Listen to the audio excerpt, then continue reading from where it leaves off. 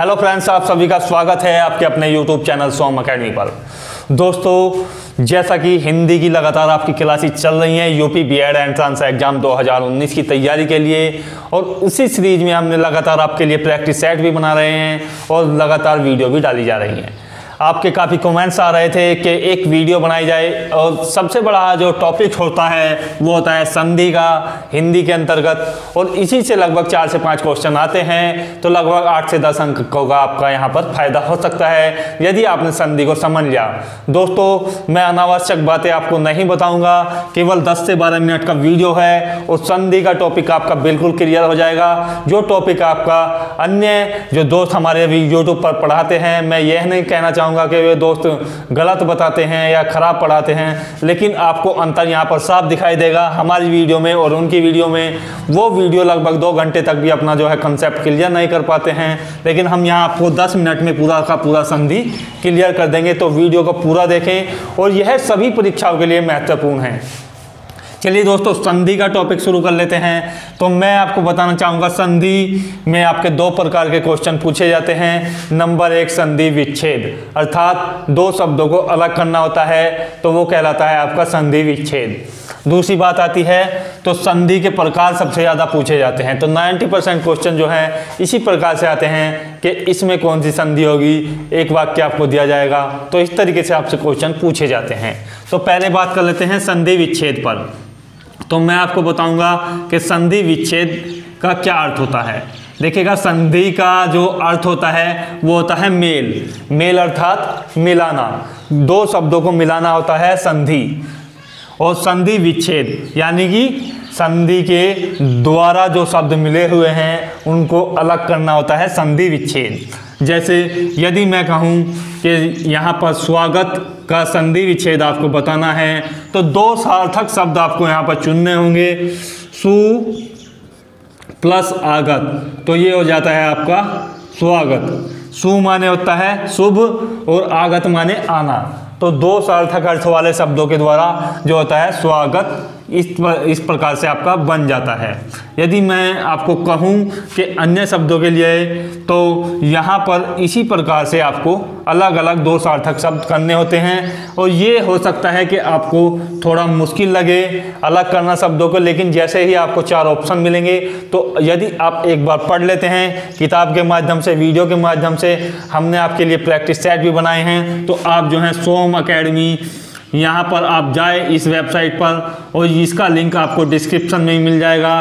तो मैं आपको यहाँ पर डायरेक्टली बता रहा हूँ, somacademy.org पर जाएं और मेनू ऑप्शन क्लिक करें और अपनी पसंदीदा प्रैक्टिस सेट आप चुन लें। और प्रीवियस ईयर पेपर या अन्य इंफॉर्मेशन किसी भी कंपटीशन से जुड़े हुए हैं, हमारे एंट्रेंस एग्जाम हैं या किसी क्षेत्र का आपका एग्जाम है, उसके लिए भी आप तैयारी कर सकते हैं, और यह बिल्कुल फ्री होगा। तो दोस्तों, यहाँ पर मैंने आपको बताया है कि संधि विच्छेद। यदि हम कुछ और शब्द लें, जैसे कि आपका यहाँ पर एक शब्द लेता हूँ मैं, निष्फल। निष्फल ले लेता हूँ, तो नी, और देखिएगा यहाँ विसर्ग संधि है, तो इस तरीके से 2 बिंदी आपको मिलेंगी, और फल, तो ये बन जाता है आपको निष्फल। तो इस तरीके का ज्ञान आपको तब होगा जब ज़्यादा से ज़्यादा आप किताब पढ़ेंगे। कुछ इससे पहले मैंने आपको वीडियो में 2 दिन पहले आपको बताया था कि आपको किताब कौन कौन सी आपके लिए बेस्ट रह सकती हैं। यदि आपको किताब नहीं भी मिलती है तो प्रैक्टिस सेट देख लीजिएगा हमारे, और कोई भी किताब आप ले लें। कोई भी किताब जो है अच्छी या बुरी नहीं होती है, केवल पढ़ने वाला अच्छा या बुरा होता है। थोड़ा बहुत अंतर होता है सभी किताबों में, तो मैंने आपको बताई हुई है, वो भी आप अपनी खरीद सकते हैं। संधि विच्छेद का क्वेश्चन अब काफ़ी कम पूछा जाता है, मुश्किल से 10% इसके आने की संभावना होती है। बात कर लेते हैं संधि के प्रकार की। तो संधि होती है आपकी 3 प्रकार की। 3 प्रकार की आपकी संधि होती है, और 3 प्रकार में जो मुख्य प्रकार है वो है आपकी स्वर संधि। देखिएगा, स्वर संधि काफ़ी ज़्यादा, यहाँ से ही 80% क्वेश्चन आपके पूछे जाते हैं स्वर संधि से संबंधित। और दूसरी होती है व्यंजन संधि। तो व्यंजन संधि से भी मुश्किल से 1 या 2 क्वेश्चन किसी कंपटीशन में आ जाता है, तो 10% संभावना है इसके क्वेश्चन पूछे जाने की। तीसरी होती है विसर्ग संधि। विसर्ग संधि यह भी कभी कभार पूछ ली जाती है, तो यहाँ से भी मुश्किल से 1% आने की संभावना है यूपी बीएड के एग्जाम के। तो यहाँ पर आपको केवल संधि की पहचान करनी सीखनी है और अच्छे तरीके से केवल आपको, यदि आपने ध्यान से सुन लिया और वीडियो को अच्छे से देख लिया तो आप यह कर सकते हैं काफ़ी आसानी से। तो मैं बात कर लेता हूँ सबसे शुरू में स्वर संधि की। स्वर संधि की यदि बात की जाए तो यह होती है आपकी 5 प्रकार की। देखिएगा 5 प्रकार आपके कौन कौन से हैं। नंबर 1 होती है आपकी वृद्धि संधि, वृद्धि। दूसरी होती है आपकी गुण संधि। देखिए गुण संधि होती है, स्वर संधि के प्रकार मैं आपको बता रहा हूँ, तो गुण संधि भी होती है। तीसरा जो हमारा टाइप है वो होता है आपका, यहाँ पर देखिएगा तो यहाँ पर मैं आपको तीसरा प्रकार भी बता रहा हूँ, दीर्घ संधि। काफ़ी इम्पोर्टेंट है दीर्घ संधि, तो ये भी होता है एक स्वर संधि का प्रकार। चौथा प्रकार मैं आपको बता रहा हूँ यण संधि, यण संधि। और 5वां और अंतिम होता है आपका अयाधि संधि। अयाधि संधि, अयाधि भी इसे हम बोल सकते हैं, और संधि। तो देखिएगा यहाँ पर वृद्धि संधि को सबसे पहले समझ लेते हैं, फिर गुण संधि को। समझने का प्रकार केवल हम बड़ा आसान तरीका आपको बताएंगे कि आपकी इसकी पहचान कैसे करनी है। देखिएगा वृद्धि संधि, वृद्धि का अर्थ होता है यहाँ पर बढ़ाना। गुण संधि, देखिएगा वृद्धि संधि में केवल आपको इस तरीके से 2 मात्राएं ऊपर दिखाई देंगी। यदि किसी शब्द के ऊपर इस तरीके की 2 मात्राएं आपको दिखाई देती हैं तो आप समझ लेना कि उसमें जो है आपकी वृद्धि संधि है। जैसे मैं आपको कुछ उदाहरण दे रहा हूँ, सदैव, एक एक, इस तरीके से आपको 2 मात्राएं यहाँ पर दिखाई देंगी, तो यहाँ पर आप समझ सकते हैं कि वृद्धि संधि यहाँ पर है। दूसरी बात आती है गुण संधि की। तो गुण संधि में और वृद्धि संधि में अंतर होता है। तो गुण संधि में आपको जो मात्राएं दिखाई देंगी वो ए या इस प्रकार की आपको मात्राएं दिखाई देगी।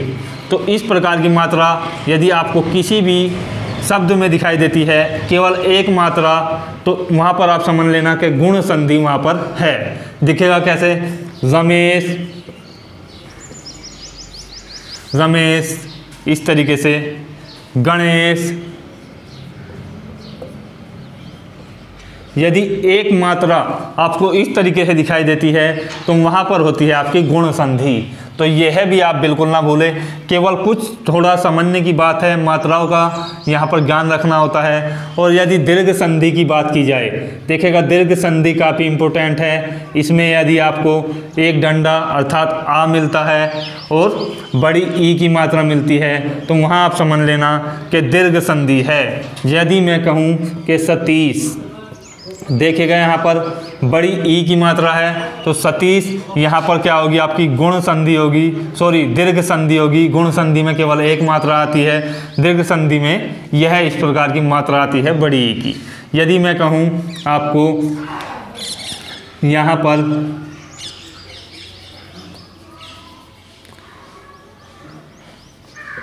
हरीश, तो यहाँ पर भी आपकी क्या होगी, यहाँ पर आपकी होगी दीर्घ संधि। यदि मैं कहूँ अवकाश, तो यहाँ पर देखिएगा, यहाँ पर जब हम इसका अलग करते हैं संधि विच्छेद तो आ का यहाँ पर ज्ञान होता है और आ का ज्ञान होता है, तो यहाँ पर होती है आपकी दीर्घ संधि। तो इस तरीके के शब्दों में क्या होगी आपकी दीर्घ संधि। यदि यण संधि की बात की जाए तो यदि देखिएगा यण संधि में जो है आधे लिखे हुए शब्द के बाद वह या यह आएगा। देखिएगा किस प्रकार से आधा लिखा हुआ शब्द है। तो यदि मैं कहूँ कि इत्यादि, तो देखिएगा आपको आधा तय के बाद क्या आया हुआ है, आपका यह आया हुआ है, तो अर्थात यहाँ पर क्या होगी आपकी यण संधि होगी। आधे लिखे हुए शब्द के बाद यह या वह कोई सा भी शब्द आए तो आप आसानी से समझ सकते हैं कि यहाँ पर होगी आपकी यण संधि। यदि दूसरा उदाहरण लिया जाए, देखिएगा स्वागत, सु प्लस आगत अर्थात स्वागत, तो आधा स है और आधा स के बाद क्या आया हुआ है आपका व आया हुआ है, तो व आया हुआ है तो यहाँ पर आपकी क्या होगी यण संधि। आप आसानी से इसे पहचान सकते हैं। स्वर संधि काफ़ी इंपॉर्टेंट है, 80% क्वेश्चन यहीं से पूछे जाते हैं। यदि बात करें अयादि संधि की, तो अयादि संधि में 3 शब्दों वाले शब्द आते हैं।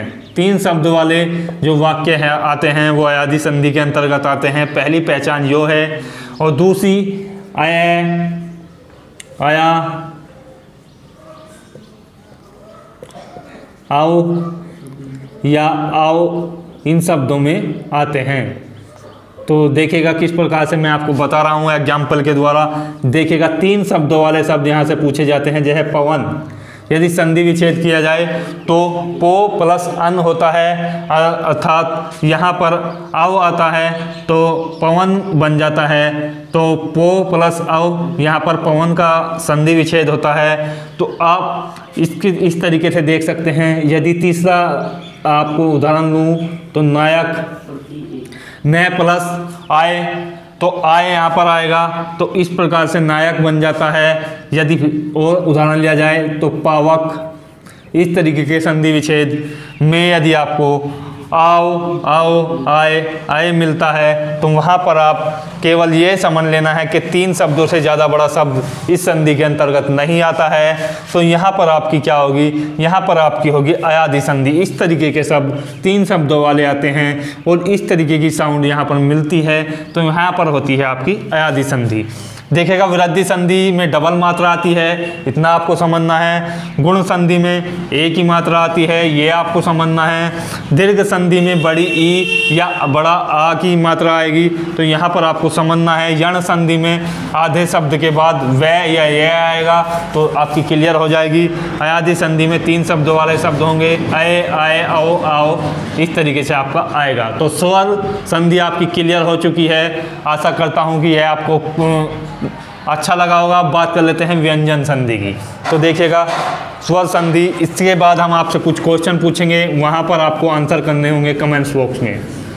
तो देखिएगा यहाँ पर मैं आपके लिए बता रहा हूँ कि आपका जो है व्यंजन संधि के बारे में अब बात कर लेते हैं। तो व्यंजन अर्थात व्यंजन या व्यंजन का जो मेल होता है तो व्यंजन संधि कहलाती है। व्यंजन का स्वर से मेल होता है या स्वर का व्यंजन से होता है तो अभी आपकी व्यंजन संधि कहलाती है। तो स्वर को निकालने के बाद जो शब्द बचते हैं वो होते हैं आपके व्यंजन।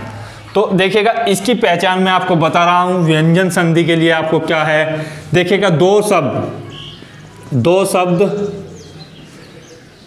वाक्य में जो आपसे पूछा जाएगा, सॉरी वाक्य नहीं होता है, वो अक्षर होता है। 2 शब्द एक साथ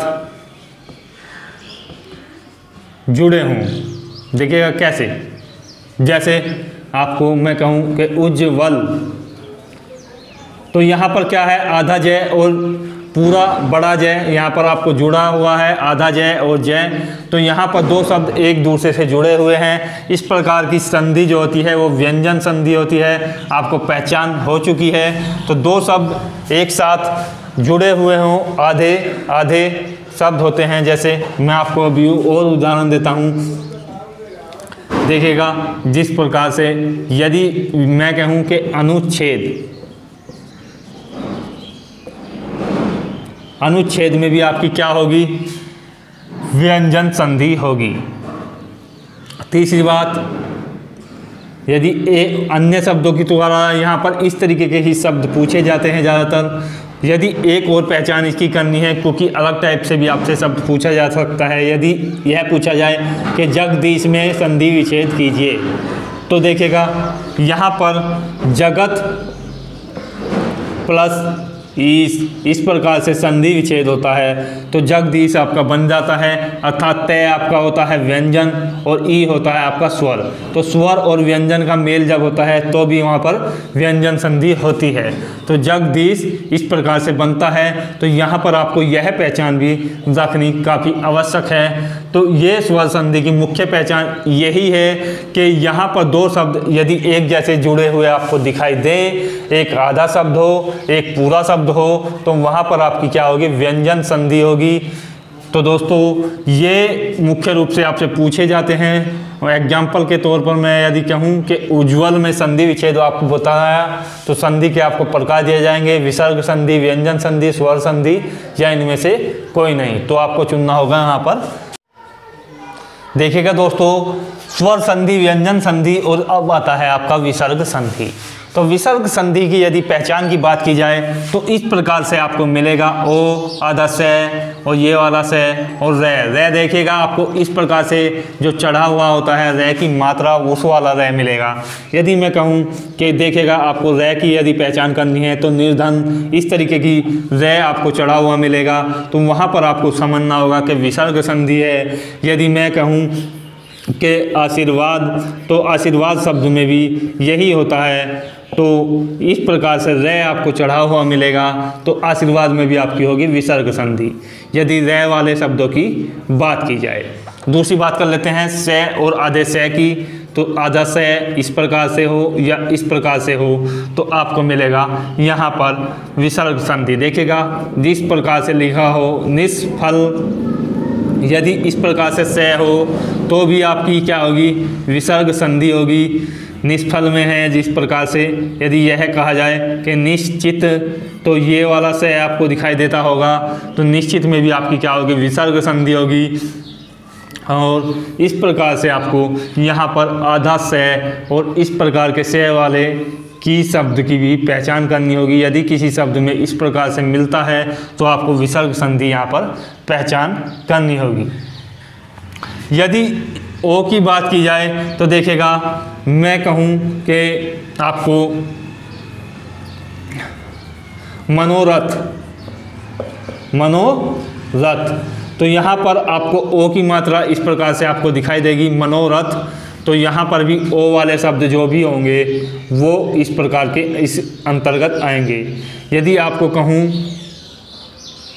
कि सूर्योदय, तो यहाँ पर यह क्या होगा कि सूर्य और उदय, तो ये आपकी विसर्ग संधि के अंतर्गत नहीं आएगा, क्योंकि यहाँ पर देखिएगा आप कहोगे कि ये ओ वाला भी आया हुआ है और रे इस प्रकार से भी चढ़ा हुआ है, लेकिन यह विसर्ग संधि के अंतर्गत नहीं आएगा, यह आएगा स्वर संधि के अंतर्गत, क्योंकि यह बनता है सूर्य और उदय। तो देखिएगा ये भी स्वर है और यह भी स्वर होगा, तो आपका जो बनेगा यहाँ पर स्वर संधि बनेगी। तो इस प्रकार से यह एग्जाम्पल काफ़ी ज़्यादा चौंकाने वाला होता है। यदि कहे जाए कि यहाँ पर मैं कहूँ कि मनोबल, तो अब आपकी होगी यहाँ पर विसर्ग संधि। तो जो दो स्वरों के मिला के द्वारा बनती है वो होती है आपकी स्वर संधि। यहाँ पर व्यंजन संधि आपने समझा, विसर्ग संधि आपने समझा। विसर्ग संधि से ज़्यादातर जो क्वेश्चन है वो इस प्रकार से पूछे जाते हैं और इस प्रकार से भी आपसे पूछे जाते हैं। दोस्तों संधि विच्छेद का एक या दो क्वेश्चन आ जाएगा, तो संधि विच्छेद भी आप अपनी बुक के माध्यम से पढ़ लें, बाकी प्रैक्टिस सेट के माध्यम से भी आप पढ़ सकते हैं।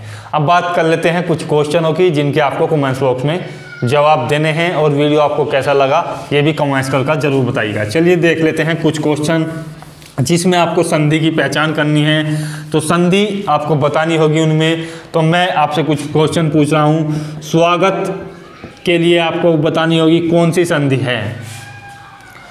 दूसरा शब्द है हमारा, यहाँ पर मैं आपको बता रहा हूँ निश्चिंत में आपको संधि बतानी है कौन सी संधि है। तीसरा हमारा जो शब्द है वो है आपका भानुदय में आपको संधि बतानी है कौन सी है। चौथा शब्द है आपका यहाँ पर रमेश में आपको संधि बतानी है कौन सी है। और पांचवा जो शब्द है आपको सदैव में संधि बतानी है कि कौन सी संधि है। तो दोस्तों ये 5 क्वेश्चन के आपको आंसर देना है। वीडियो आपको कैसा लगा, किसी और कंटेंट पर यदि आपको वीडियो चाहिए तो प्लीज़ कमेंट्स बॉक्स में ज़रूर बताइएगा। मिलते हैं नेक्स्ट वीडियो में। जय हिंद, जय भारत।